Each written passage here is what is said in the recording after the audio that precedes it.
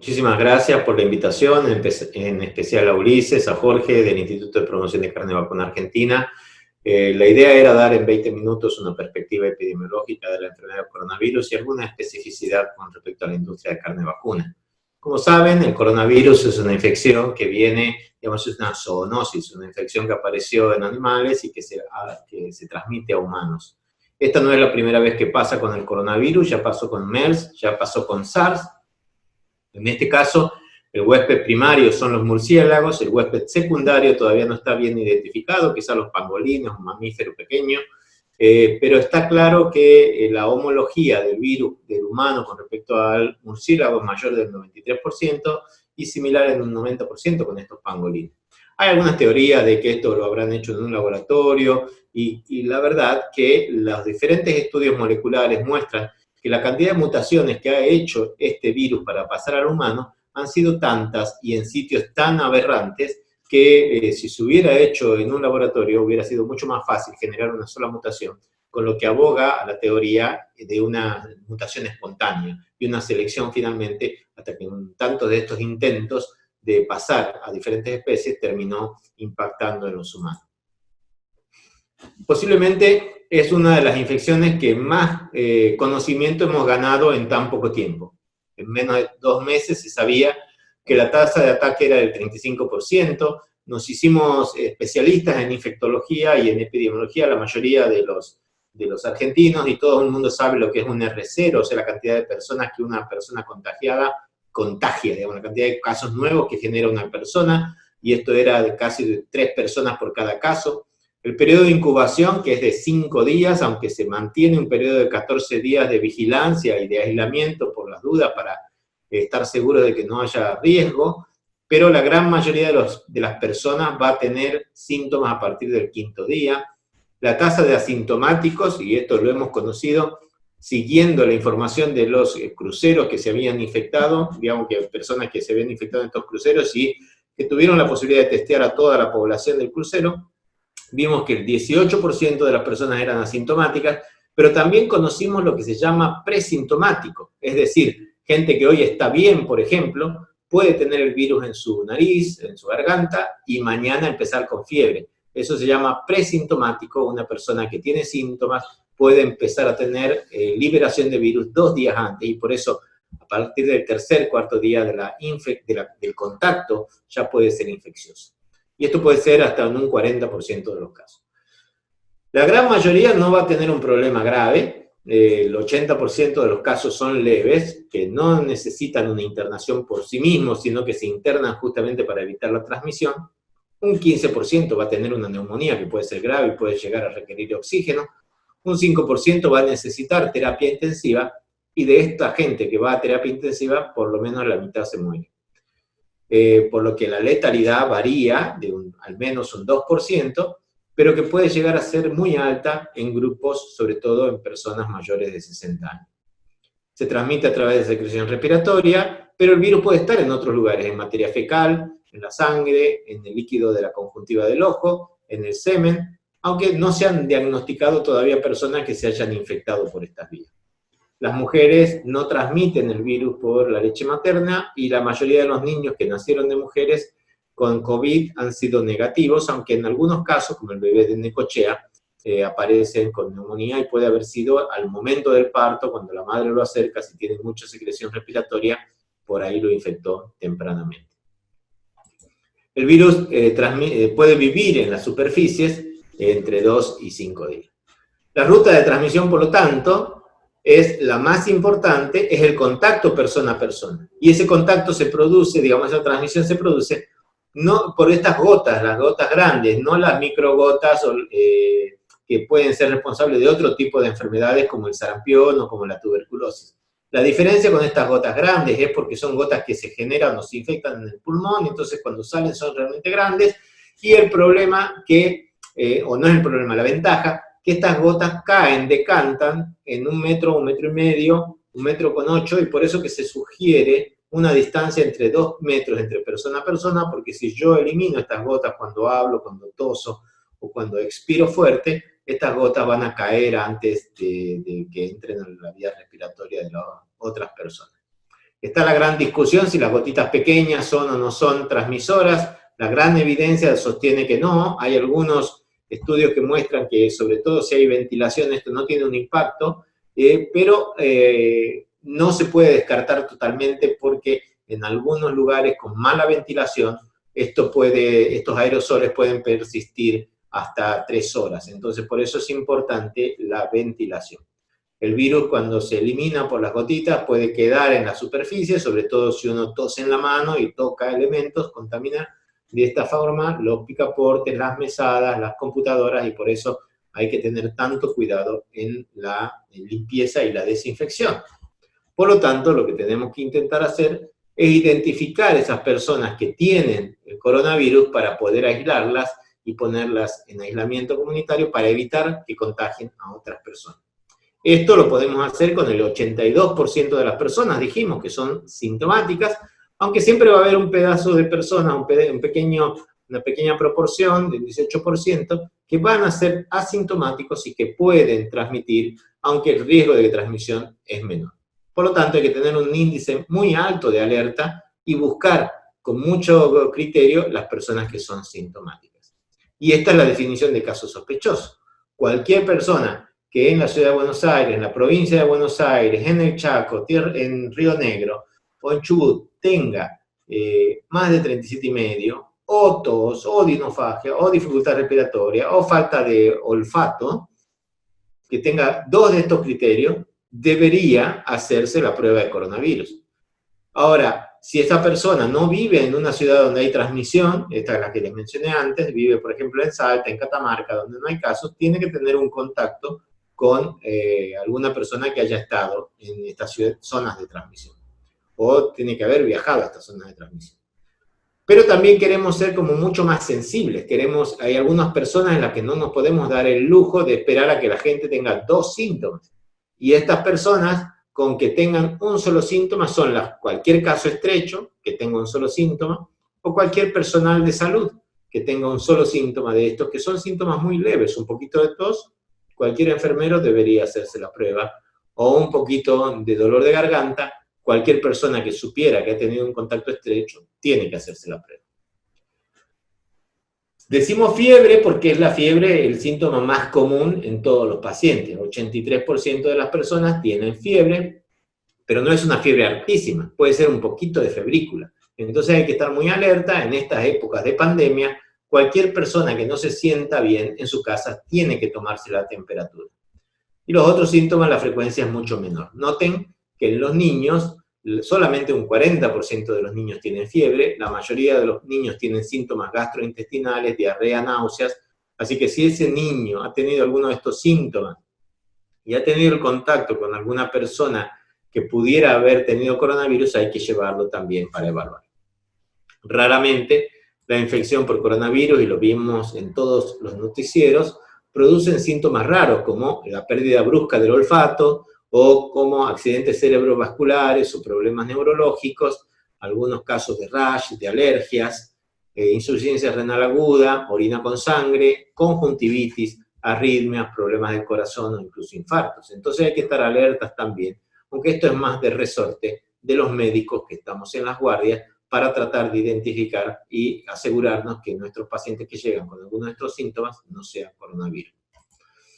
Esta falta de medicamentos y esta falta de vacunas y de prevención para esta enfermedad hacen que la mortalidad todavía siga alta. Acá vemos la cantidad de personas afectadas en Argentina. Vean cómo 1/3 de los pacientes o 25% de los pacientes son mayores de 60. La gran mayoría de las personas infectadas son de personas entre 20 y 50 años,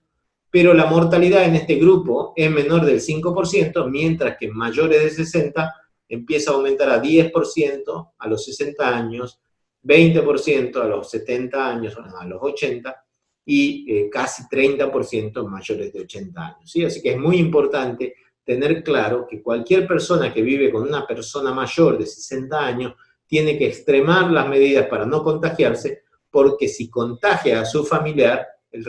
riesgo de que esa persona fallezca es muy alto. Es así que estamos, como decíamos, 7,5 millones de personas infectadas en el mundo, 420.000 muertos en el mundo. Esto es una de las epidemias más fuertes de la última centuria. Vemos cómo la tasa de contagio, recuerden este cuadradito amarillo, esta línea amarilla, vean cómo los contagios siguen en forma lineal, no han bajado todavía, a pesar de que esta epidemia, digamos, ya estamos llegando a los 5 meses de epidemia y todavía no hemos podido controlarla a nivel global. Y entonces, cuando nosotros queremos controlar la epidemia, lo que queremos clásicamente es bajar esta curva. La epidemia entra en el país, ahí se encuentra con toda la gente susceptible, esto aumenta exponencialmente, esto produce un montón de casos graves, y estos casos saturan, digamos, en esta línea de puntos, la capacidad del sistema inmune, y del sistema, perdón, de salud del país, y es lo que vimos en Italia, en España, en Inglaterra, ahora en Chile y en Brasil, las terapias intensivas desbordadas, los hospitales desbordados, la acumulación en Ecuador de muertos en la calle. Es una situación muy trágica y muy dolorosa para todos nosotros. Entonces, lo importante es bajar esto mediante la cuarentena, mediante el distanciamiento social, evitar que este virus infecte a más personas, bajar este pico de la curva, enlentecerlo lo máximo posible, hasta que la capacidad nuestra del mismo sistema de salud permita seguir bloqueando y seguir poniendo en aislamiento a las personas, que podamos controlar el brote. Con eso vamos a obtener menos cantidad de gente en situación grave, con lo que la respuesta de los hospitales va a poder todavía estar conservada para contener esta pandemia. Y esta es la famosa discusión de la curva. El tema es que nadie sabe en qué momento nosotros como argentinos vamos a poder empezar a ver este descenso, y claramente tenemos que al inicio o hasta el mes pasado, en Argentina habíamos podido controlar y evitar esa curva, estábamos en ese punto al inicio de la epidemia, no estábamos ni siquiera en la falda ni en la mitad de la montaña, y estábamos muy diferentes a lo que era la situación descontrolada totalmente de Chile y de Brasil. Eso nos fue bueno, nos permitió sumar 11.000 camas en los sistemas de salud, generar hospitales modulares, tener respiradores, tener pruebas de reactivos, capacitar a la gente, capacitar a los equipos de salud, pero lamentablemente no fuimos capaces de sostener esta curva mucho más tiempo, y se nos escapó, digamos, el virus en algunos lugares, fundamentalmente en 2 distritos principales, la ciudad de Buenos Aires y la provincia de Buenos Aires, el conurbano bonaerense. Recuerden que tenemos 18 provincias que ya salieron de la cuarentena, porque sí han podido evitar este pico. Rosario, por ejemplo, Córdoba, por ejemplo, son ciudades que han logrado controlar esos picos y en este momento tienen muy poca o casi nada de circulación local. Recuerden que les dije la línea amarilla, cómo venía aumentando en el mundo. Ven que esta era mucho más baja que la del mundo que iba por este lado, pero ahora en las últimas semanas nos estamos poniendo al día con este aumento exponencial a expensas de los casos en la ciudad de Buenos Aires y de la provincia de Buenos Aires, generado por el brote en varios hospitales, los brotes en los geriátricos, brotes en algunos grupos vulnerables de pueblos originarios, pero fundamentalmente brotes muy grandes en la gran mayoría de barrios vulnerables, porque en estos lugares la posibilidad de aislamiento y de mantener 2 metros de distancia de las personas es muy limitada. La gran mayoría de la gente hace vida más afuera que adentro de las casas, porque convive en una sola habitación con 5 o 7 personas, o 2 o 3 familias. ¿Cuáles son las especificidades de las plantas frigoríficas? Bueno, aquí tenemos 2 problemas importantes, ¿no? En primer lugar, tenemos que ya hemos visto que hay brotes en otros lugares. ¿Y por qué hay brotes en otros lugares? Bueno, son personal esencial, es necesario mantener la alimentación de toda la población, por lo tanto tenemos que seguir trabajando, y estas plantas tradicionalmente tienen serie de características, como es la gran concentración de personas trabajando dentro de la planta, en ambientes con poca ventilación, que favorecen claramente la posibilidad de transmisión. Y esto es lo que se vio en una encuesta en 19 estados de Estados Unidos. De los 50 estados se hizo esta encuesta, en los cuales 115 plantas afectadas, 130.000 personas que trabajan en esas plantas, de las cuales 4.900 fueron casos positivos, 20 muertes, y esto después llega hoy en día a aproximadamente 27.000 las personas afectadas por coronavirus en plantas frigoríficas de Estados Unidos. En Argentina hemos tenido pequeñas situaciones, algún fallecido lamentablemente, pero el impacto, digamos, de esto ha sido mucho menor, pero parte de toda esta preocupación de ustedes también que están haciendo esto. Como les decía, una de las dificultades que hay, y esto no es una foto de acá, una foto de Estados Unidos, este gran hacinamiento y la poca distancia entre persona en persona, ¿no?, que generan estas plantas, por lo cual ya de movida sabemos lo que deberíamos hacer. En primer lugar, si la distancia frente a frente con otra persona es menos de 2 metros, quizá hay que eliminar a la persona que está al frente y trabajar en turnos separados para evitar justamente estar frente a frente a menos de 2 metros, o intentar de alguna manera poner algún tipo de barrera física que impida que si uno tose o habla, estas gotitas pasen de persona a persona. Eso se ha hecho también en las personas hacia los lados, en los lugares que no se puede asegurar una distancia mayor de 2 metros, bueno, estas barreras de plásticas o de polietileno para separar entre persona y persona. ¿Qué es lo importante que hay que hacer en las plantas frigoríficas? Bueno, en primer lugar hay que generar el comité de crisis, ¿sí? Cada planta tiene que tener su propio protocolo de prevención, tiene que tener claro quién es la persona que de esa planta va a hablar con la autoridad sanitaria y cuál va a ser hacia adentro de la planta la estrategia de comunicación ante la posibilidad de casos positivos o de riesgo de aparición de casos positivos. Obviamente hay que darle la licencia obligatoria que decretó el Ministerio a los mayores de 60 años y a todas las personas de la planta que tengan inmunosupresión grave, enfermedad cardiovascular, diabetes o enfermedad pulmonar crónica, entre otras enfermedades. Sería bueno que cada uno de estos comités tenga reuniones periódicas y deje asentada en una acta todas estas actividades que se van haciendo. Y uno de los puntos principales que este comité tiene que controlar son los circuitos de circulación y los circuitos de horarios de entrada y salida. No es bueno tener esperando la entrada de la planta muchas personas para entrar o para salir, se pueden hacer entradas escalonadas, y no es bueno que transportistas, por ejemplo, de faena, que traigan o que traigan otras mercaderías, estén en contacto mucho tiempo con gente de la planta, por lo cual se prefiere que estos transportistas estén dentro de los camiones y la carga y la descarga la haga la gente de la planta, justamente para evitar transmisión de sola, en particular en los frigoríficos que son fuera de la provincia de Buenos Aires, donde no hay casos en este momento y los casos llegan justamente por transportistas de ciudades con alto riesgo de transmisión. Hay que hacer reformas en las plantas para intentar evitar la transmisión. Y estas reformas implican la colocación de carteles, dejando muy clara cuáles son las medidas de prevención, dejando muy clara cuáles son las cosas que están prohibidas, como justamente andar sin barbijo o tocarse la cara, o juntarse en menos de 2 metros, en particular en los horarios de almuerzo, en los descansos, en los comedores, ¿no? Entonces,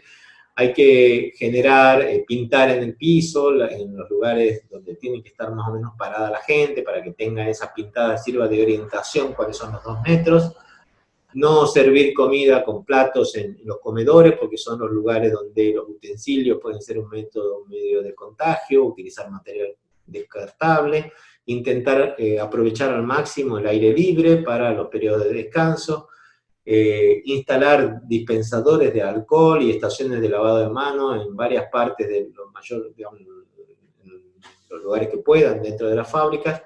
y discutir con los técnicos de los sistemas de refrigeración la posibilidad de aumentar la ventilación, aumentar el recambio de aire para una mejor ventilación. Recordar que no hay que utilizar ventiladores de pie que le den a uno en la cara y que ese aire pueda pasar al que está atrás, por el riesgo de diseminación de si la persona que recibe el aire inicialmente está infectada. Una de las cosas más críticas es tener un control muy claro de quién entra y quién sale de la planta. Hay que hacer un control de temperatura al ingreso. Este control se tiene que registrar y este registro va a ser exigido por las autoridades cuando vayan a evaluar. Hay que informarle a todas las personas de cómo cuidarse, además fuera de la planta. Es importante que sepan que cuando usan el transporte público tienen que usar barbijo, que tienen que lavarse las manos o usar alcohol en gel al subir y al bajar del transporte, por la posibilidad de contagiarse por tocar, digamos, partes de barandas que estén contaminadas. Cada persona cuando llega a la planta tiene que decir, digamos, esto más que declaración jurada no es necesario que firme una declaración jurada, pero hay que preguntarle sobre los síntomas, si estuvo en contacto con COVID o en zona de riesgo, y es una vez, y después todos los días preguntar si tiene síntomas o contacto con COVID y temperatura en una planilla. No es necesario cada día firmar para evitar, digamos, aglomeraciones, mantener la distancia de 2 metros y desinfectar. Limpiar muy bien la superficie. En general los frigoríficos utilizan mucha lavandina, o sea que con eso estamos bien. Lavar un par de veces al día, varias veces al día, pero mucho más frecuente los baños y los lugares donde haya donde se compartan equipos o utensilios. Y si no se puede hacer eso, porque es muchísima la gente que hay en el mismo momento, bueno, discutir si hay que ajustar el volumen de producción a la cantidad de personal que tenemos, o si tenemos que trabajar con el personal en grupo, con algún grupo que esté disponible y otro grupo de reserva. En las plantas el barbijo debería ser de uso permanente, excepto obviamente cuando las personas comen. Por favor, recordar siempre que no se puede tomar ni compartir mate. En los hospitales una de las formas de transmisión más comunes es que todavía gente sigue sin respetar las normas, y por eso es crítico que pongan supervisores en las plantas para que vigilen que las medidas sean apropiadas y se estén llevando a cabo por lo menos una vez por semana. El lavado de manos, preferible que sea con agua y con jabón líquido, no usar jabón en pastillas porque se contaminan. Recuerden la técnica de lavado de manos, que ya los niños saben todos los niños vieron los avisos en la televisión de cómo lavarse. Si no lo sabe el adulto, le pueden preguntar a los niños. No utilizar toalla de tela, utilizar toalla de papel, y lavado de manos tiene que ser antes de ir al baño, después de ir al baño, antes de comer, después de sonarse la nariz varias veces al día. Nunca estará de más, y si no pueden lavarse, el alcohol en gel. Lo que no hay que hacer, por favor, no piensen que poner una cabina sanitizante o un túnel de desinfección va a facilitar las cosas, no tiene ningún valor en la transmisión que esté comprobado en este momento. Son materiales desinfectantes que están diseñados para utilizarse en superficies inertes, no sobre la ropa o la piel de las personas, y pueden causar reacciones adversas importantes de alergia o de irritación de piel o de ojos o de mucosa respiratoria. Por lo tanto, el ANMAT, la entidad que registra estas cosas, no lo recomienda para personas, no utilizarlos, tampoco utilizar la luz ultravioleta en las personas por el riesgo de cáncer de piel.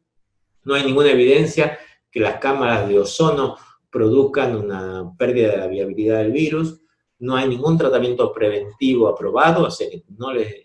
utilicen medicación que no esté demostrada. No ir a trabajar si está enfermo. Toda la planta tiene que saber que si tiene tos, si tiene dolor de garganta, si tiene fiebre, es mejor que no vaya a trabajar. Sea muy flexible con las faltas en estas situaciones, porque querer traer a la persona a trabajar puede generar un contagio y cierre de toda la planta. Entonces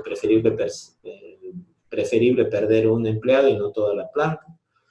No ir a trabajar durante 14 días si es un contacto cercano de un caso sospechoso, y no compartir mate ni participar en reuniones fuera. Digamos, los empleados deben saber que en sus casas no pueden hacer reuniones de familiares, no pueden tomar mate con otra familia que no sean sus convivientes cercanos, y tienen que limitar las salidas y que no sean necesarias, porque estamos todos expuestos a un mayor riesgo y a llevar ese virus hacia dentro de las plantas. El contacto tiene que ser, digamos, los contactos con casos sospechosos. La definición de contacto es haber estado a menos de 2 metros durante más de 15 minutos. ¿Qué hacemos si yo estoy en la puerta y viene una persona con fiebre, le tomo la temperatura y tiene fiebre o más de 37,2 en realidad? Hay que avisarle que no puede entrar a la planta, hay que dejarlo afuera, en un lugar que esté alejado de otras personas, con barbijo puesto, llamar al 107 o al 148, para que lo vengan a buscar o que den orientación de dónde ir a hacerse el hisopado, y después hay que hacer el seguimiento de ese caso, porque ese caso, si es positivo, hay que ir a buscar a todas las personas que ayer y antes de ayer estuvieron a menos de 2 metros con él o con ella, y para eso quizás no es fácil preguntarle a la persona, pero la mayoría de las plantas tienen cámaras, vamos a poder mirar en las cámaras quiénes estuvieron juntos a esta persona durante 48 horas si se confirmó que es positivo, y si se confirma que es positivo, todos estos contactos deberían ser puestos en aislamiento preventivo durante 2 semanas, y en algunos distritos le van a hacer la prueba de PCR al 5.º día.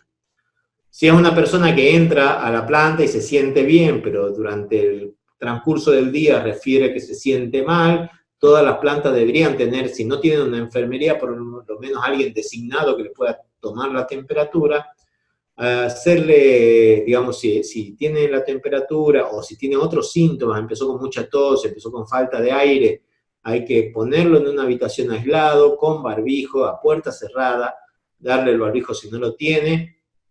Todas las personas que lo asistan hasta que se pueda contactar al supervisor tienen que estar con barbijos y guantes o protección ocular, llamar al responsable de la planta, que llame o llamar directamente al 107 o al 148, y lo mismo, si es positivo, si se confirma positivo, identificar a todos los contactos y